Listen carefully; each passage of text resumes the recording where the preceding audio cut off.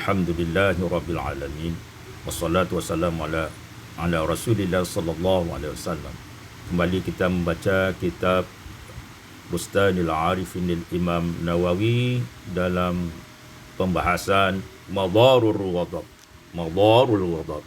Bahaya marah.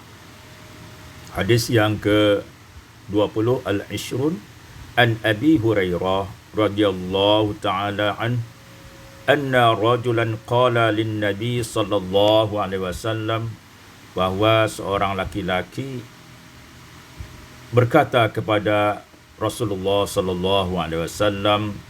Apa perkataannya? Ausini ya Rasulullah, nasihatilah aku, wasiatkanlah kepada aku.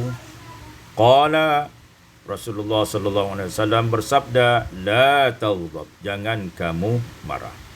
Faraddada miraran, pertanyaan ini diulang berkali-kali kepada Rasulullah sallallahu alaihi wasallam, minta diwasiatkan, minta dinasihati.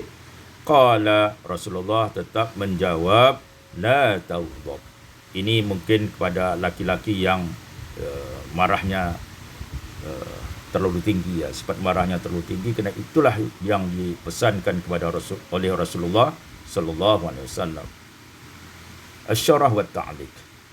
Qauluhu la taghdab. Sabda Rasulullah sallallahu alaihi wasallam, la taghdab, jangan kamu marah. Mengapa? Karena li'annal ghadaba, karena marah ini naw'un min anwa'il junun, bagian dari gila. Marah itu merupakan bagian dari gila. Karena apa? Karena orang gila tidak bisa mengontrolkan akal, fikiran dan emosinya. Begitulah orang yang marah.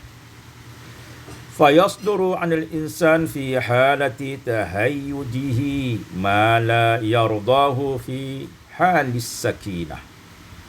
Maka ketika marah, seseorang itu ketika dia marah, dia akan mengeluarkan perkataan, bersikap dengan hal-hal atau perkataan, perbuatan yang sebenarnya dia tidak suka melakukannya ketika dia stabil, ketika dia tenang, ketika dia dalam kondisi yang tidak marah. Ini bisa dilakukan. Oleh sebab itu, marah ini merupakan bagian dari gila.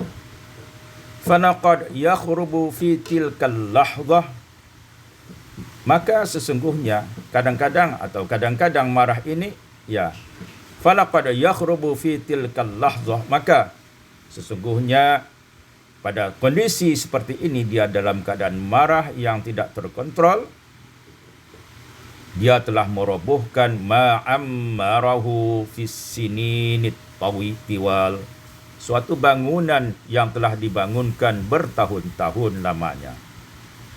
Li'anna at-takhrib ashalu min at-ta'mir, karena meroboh itu lebih mudah daripada membangun.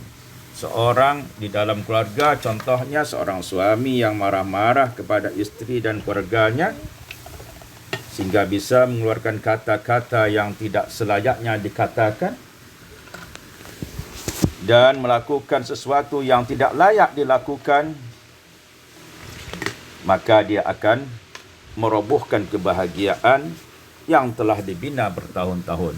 Akhirnya apa? Dia menyesal ketika dia setelah stabil, setelah tenang, dalam kondisi sudah dingin dan tidak marah lagi, maka dia akan menyesal. Ini artinya sabda Rasulullah SAW itu, la taghdab. Walamma kana maqsudu syari' al-muhafadha ala a'malis salih, maka ketika maksud dari Allah syari' menganjurkan kepada umat Nabi Muhammad, umat manusia, untuk menjaga, memelihara amal salih, kal hathi alaiha, seperti menganjur juga kita untuk melakukannya. Begitulah maksud syari yang dikehendaki oleh Allah Subhanahu Wa Taala. Allah menganjurkan kita berbuat amal-amal yang soleh, juga menganjurkan kita bagaimana amal soleh itu langgeng, tidak rusak. Karrara wisayah biqaulihi sallallahu alaihi wasallam, maka Rasulullah sallallahu alaihi wasallam senantiasa menguatkan pesannya biqaulihi la taghdab, dengan perkataannya, dengan sabdanya la taghdab, jangan kamu marah. Litastati'a hifdha ma banaitahu minal a'mal, supaya kamu senantiasa menjaga amalan-amalan, pekerjaan-pekerjaan yang kamu telah lakukan selama-lamanya, tidak runtuh. Kalau marah, dia akan menjadi runtuh. Wa illa fa innaka tabqa mahfufan bil khatar. Kalau kamu tidak bisa menahan marah itu, maka kamu akan terjerumus dalam kebahayaan.